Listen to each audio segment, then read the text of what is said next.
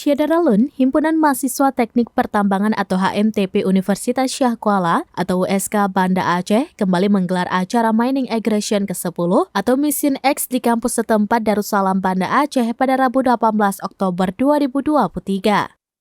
Acara ini diselenggarakan dengan 4 rangkaian kegiatan, yaitu Mining Science Art Competition atau MSAC, Syah Kuala Mining Engineering Competition atau SMEN Nasional, Explore Sabang, dan Seminar Nasional. Dalam kegiatan Syah Kuala Mining Engineering atau SMEN Nasional dilaksanakan via luring dan daring.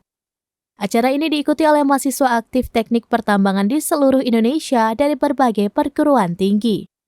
Kegiatan SMEN Nasional ini dibuka oleh Dekan Fakultas Teknik USK yang diwakili oleh Wakil Dekan 3 Kemahasiswaan, Alumni, dan Kemitraan Dr. Insinyur Farid Maulana STMeng.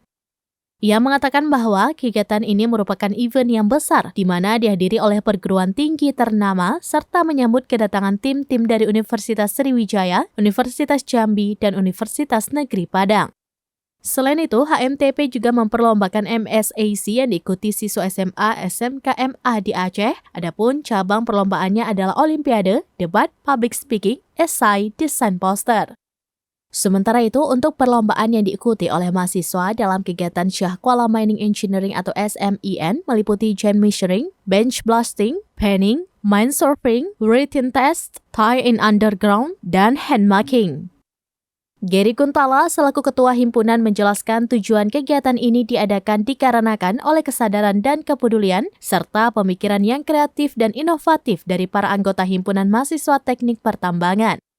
Dan juga meramaikan sebuah ajang daya saing yang memperlihatkan betapa besarnya kompetitif mahasiswa pertambangan dalam bidang pertambangan. Sementara itu, Ketua Panitia Farhan Ramadandi menyebutkan acara ini dilaksanakan selama seminggu untuk perlombaan berlangsung selama 4 hingga 5 hari sesuai cabang masing-masing perlombaan.